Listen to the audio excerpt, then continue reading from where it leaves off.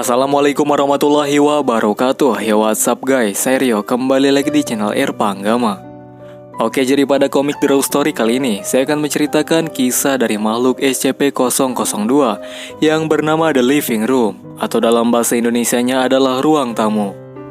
Tapi sebelum lanjut, alangkah baiknya kalian klik tombol subscribe terlebih dahulu dan aktifkan lonceng notifikasinya juga, biar kalian bisa terus ikuti cerita horor lainnya dari channel ini. Oke, tanpa basa-basi lagi kita mulai ke inti ceritanya.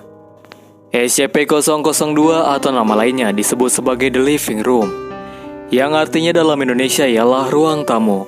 Tapi sebelum saya lanjutkan ke intinya, saya akan ceritakan apa itu SCP-002 atau The Living Room ini terlebih dahulu, agar kalian bisa paham dengan alur cerita saya kali ini. Jadi SCP-002 ini memiliki wujud menyerupai penyakit tumor berdaging, namun saja ukuran atau volumenya kira-kira mencapai 60 meteran, dengan dilengkapi sebuah palka katup besi di salah satu sisinya yang mengarah ke interiornya. Jika dilihat sekilas, tampaknya SCP-002 ini menyerupai sebuah apartemen standar yang memiliki ukuran sederhana.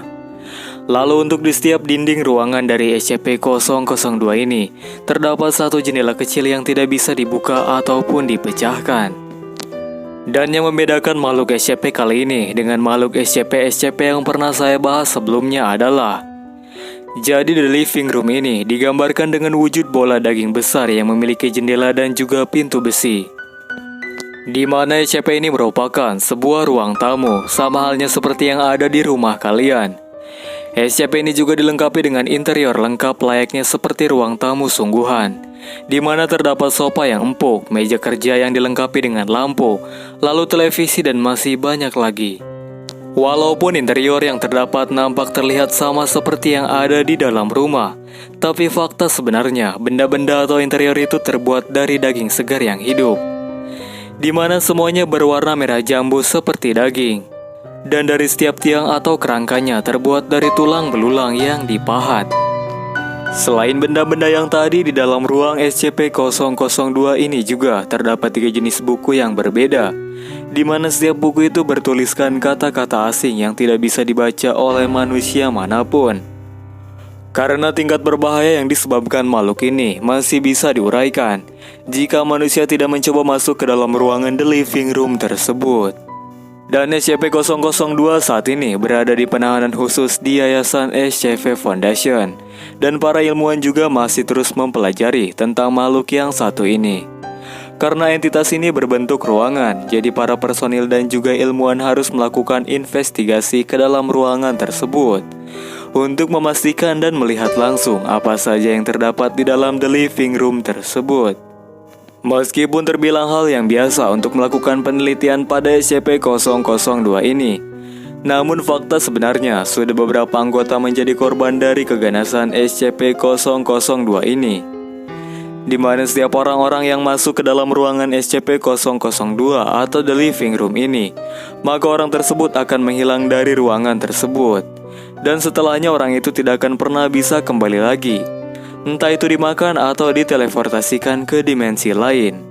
Sedangkan untuk asal-usul dari kemunculan The Living Room atau SCP-002 ini berawal dari seorang petani di Portugal Utara. Jadi ceritanya, pada suatu hari, seorang petani muda ini sedang berjalan di salah satu kebun milik ayahnya. Agar lebih mudah kita panggil saja petani muda ini dengan nama Arman. Jadi Arman ini merupakan anak dari seorang petani kaya di daerahnya. Ia kelak akan menjadi pewaris dari seluruh kekayaan yang dimiliki oleh ayahnya saat ini. Ia merupakan anak tunggal dari kedua orang tuanya, maka dari itu Arman setiap harinya hanya menghabiskan sepanjang waktunya berada di ladang atau di kebun. Biasanya Arman ini akan berangkat dari rumahnya pada pukul 7 pagi, namun pada hari itu Arman berangkat lebih pagi dari biasanya, karena Arman harus mengairi sayuran-sayuran di kebunnya. Dari rumah, Arman mengendarai sepeda motornya seorang diri. Di perjalanan semuanya nampak biasa-biasa saja, hingga ketika ia melewati sebuah ladang milik ayahnya, di mana ladang tersebut berada tidak jauh dari sebuah kawah kecil. Biasanya ia tidak peduli dengan hal-hal aneh yang ada di sekitarnya. Namun pada pagi itu, Arman melihat dari kejauhan kalau dari arah ladang, tepatnya dekat kawah, muncul sebuah asap hitam yang diiringi percikan api-api kecil. Di sini Arman mencoba tidak memperdulikan itu, namun karena Arman benar-benar penasaran, akhirnya ia memutuskan untuk mengeceknya. Ia perlahan-lahan mendekati kawah tersebut. Perasaan Arman sangat tidak enak hati, karena baru kali ini ia melihat fenomena aneh di daerahnya. Tapi karena rasa penasarannya terus-terus menekan, jadi ia tidak punya pilihan lain selain melihat langsung apa yang sebenarnya ada di kawah tersebut. Dan setelah beberapa menit, Arman akhirnya sampai di kawah itu. Ia langsung bergegas untuk mengeceknya. Lalu pada saat Arman beberapa senti saja dari kawah itu, Arman benar-benar dikejutkan oleh penampakan benda berbentuk bola besar yang seluruhnya ditutupi oleh daging segar. Pada awalnya Arman benar-benar sangat ketakutan, namun setelah ia perhatikan benda tersebut tidak bergerak sama sekali.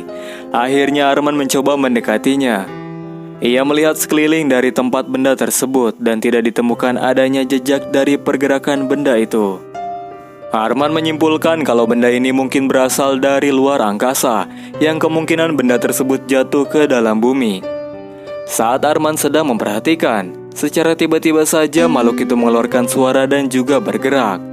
Tentu saja Arman benar-benar terkejut yang melihat hal aneh tersebut. Bagaimana bisa sebuah benda yang terlihat tidak bernyawa ternyata mampu bergerak dan juga mengeluarkan suara?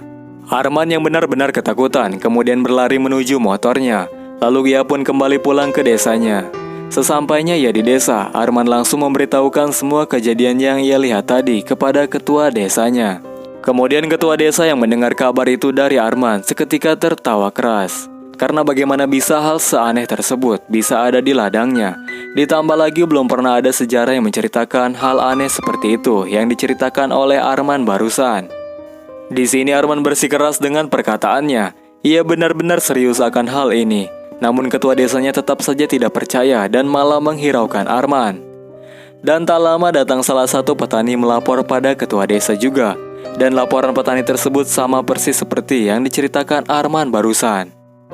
Akhirnya Arman, ketua desa dan beberapa warga lainnya mengecek bersama-sama ke ladang milik ayah Arman.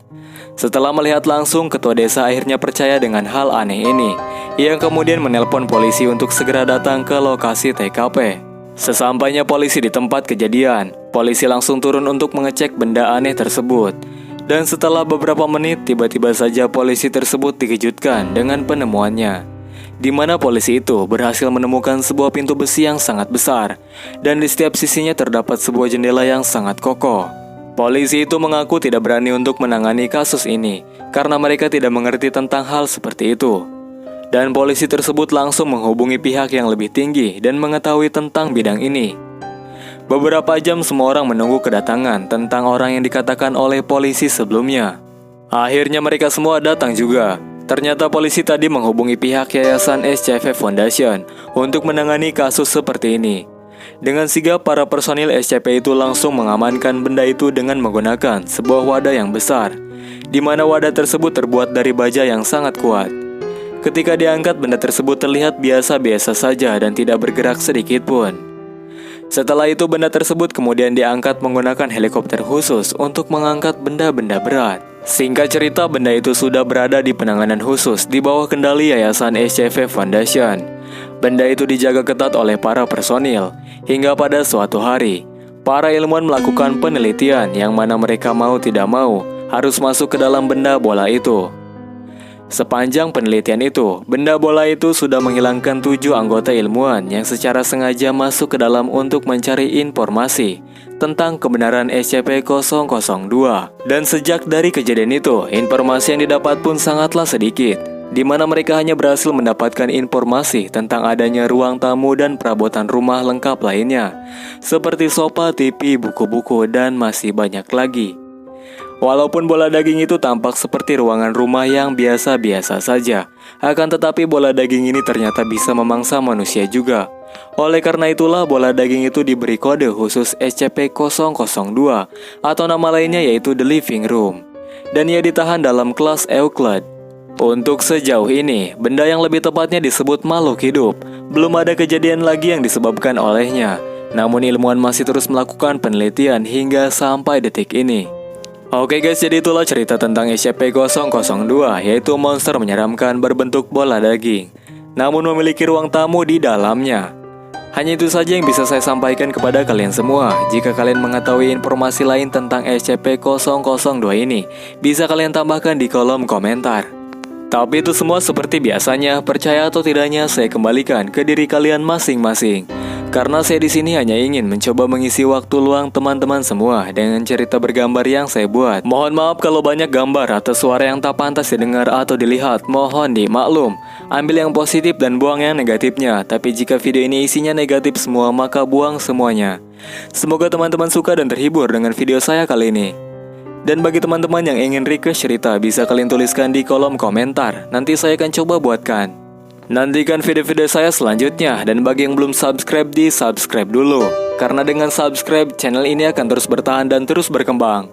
Oke, saya Rio Panggama, mohon pamit. Minasama arigatou gozaimashita. Thanks for watching. See you in the next video. See you later. Bye-bye. Wassalamualaikum warahmatullahi wabarakatuh.